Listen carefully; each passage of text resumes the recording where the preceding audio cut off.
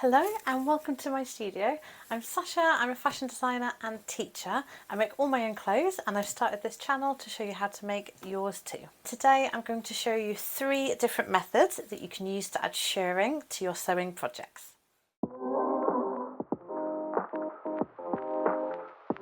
So, what is shirring? It's super popular in garments at the moment, and you've probably seen lots of dresses like this one here popping up recently. And shirring is the method that's used to create these really cute gathers that you often see around the bust area and on the sleeves, creating a really nice contrast between fitted areas and volume.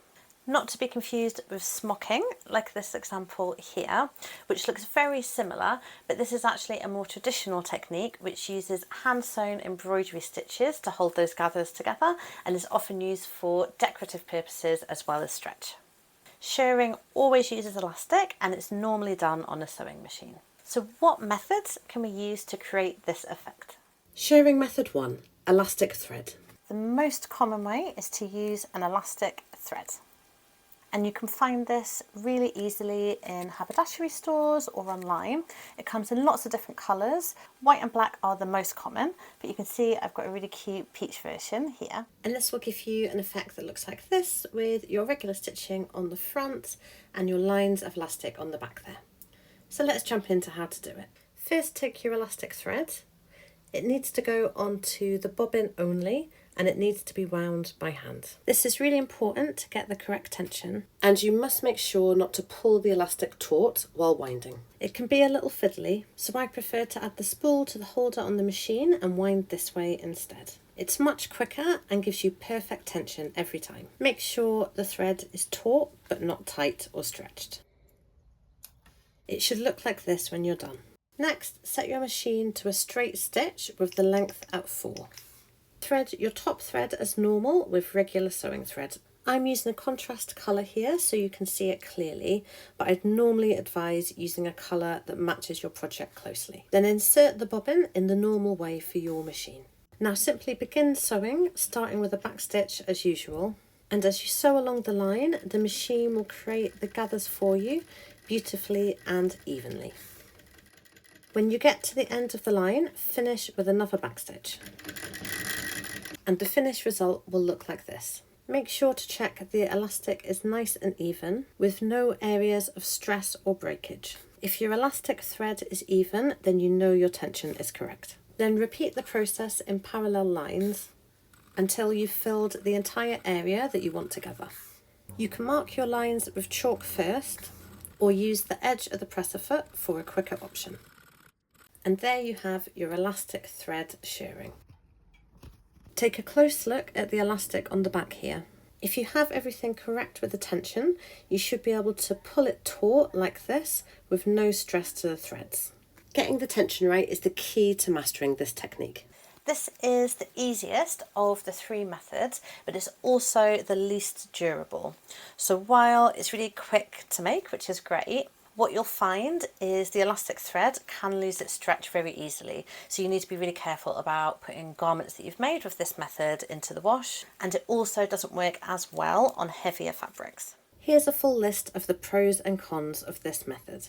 The pros. It's quick, it's really easy once you get the hang of it, and it creates a super pretty effect. And the cons. It's not suitable for heavy fabric, it can't be machine washed, and it's not very durable. You'll find that the elastic will start to stretch and break over time. So for that reason, I'm also going to show you 2 other methods that you can use to create shirring with narrow elastic instead. Shirring method 2, narrow elastic. The first version we're going to sew directly onto that narrow elastic, so you can see it looks really similar to the elastic thread version from the outside. And from the reverse, you can see we've got those lines of narrow elastic giving us the stretch there. Start by taking your fabric and marking where you want your lines of stretch to go on the back. It's important the lines are parallel and at least slightly wider than the width of your elastic. Mark all the lines before you start sewing. Now take your narrow elastic. 1/4 inch elastic works best. Then cut it into lengths 1/3 shorter than the lines on your fabric. Cut all the elastic together at the beginning. being careful to make all the strips exactly the same length. Then pin a piece of elastic to the beginning of your first line. Set your machine to a straight stitch with a length of 4. Begin sewing down the centre of the elastic, starting with a back stitch to secure. Then pin the end of the elastic to the other end of the fabric. And continue sewing through the centre of the elastic, stretching it taut as you go, being careful to stick to the line that you've marked underneath. When you get to the end, finish with a back stitch. And what you've sewn should look like this. And like this from the front. Repeat the process for each of your lines, pulling the elastic taut as it goes through the machine, until all the marked lines are covered with elastic. And there you have your narrow elastic shirring. Here's a list of the pros and cons of this technique. The pros: it's durable, it can be machine washed, and it works on heavier weight fabric. And the cons: the elastic can irritate sensitive skin, it can be time consuming, and it can also be tricky to get an even finish. Shirring method 3, elastic channels.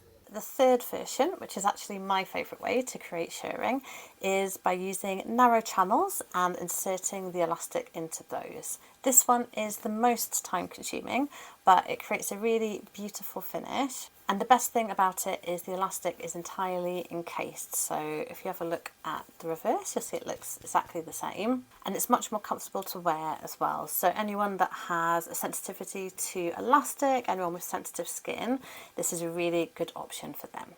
For this method, you need 2 layers of fabric. One for the inside and one for the outside of your garment. Start by placing the fabric with the right sides to face each other. Then sew them together with a 1 cm seam allowance, with a back stitch at the beginning and the end. Then press the seam to one side, flip the pieces so the wrong sides are together, and press again. So your edge will look like this. Separate the pieces to reveal the seam you've just sewn, and trim the seam allowance down to about 3 mm. Flip the pieces back so the wrong sides are together. Then take your narrow elastic, 1/4 inch elastic is best. Then cut into lengths 1/3 shorter than the width of your fabric. Cut all the elastic together at the beginning, being careful to make all the strips exactly the same length. Each channel will need its own strip of elastic. Then sew a straight line approximately 7 mm away from the folded edge. This will form the first channel and should be slightly wider than the width of your elastic. Continue to sew parallel lines with equal spacing between each to form the rest of your channels. You can also mark the lines first with chalk to make it a little bit easier. Next, take 2 safety pins and attach them to either end of one of your pieces of elastic. Using the safety pin to help you, insert the elastic into your first channel, pushing the fabric onto the pin as you go, until you can pull the end out of the other side, and the piece looks like this. Next, sew a back stitch at either end of the elastic, 0.5 centimeters from the edge, and remove the safety pins.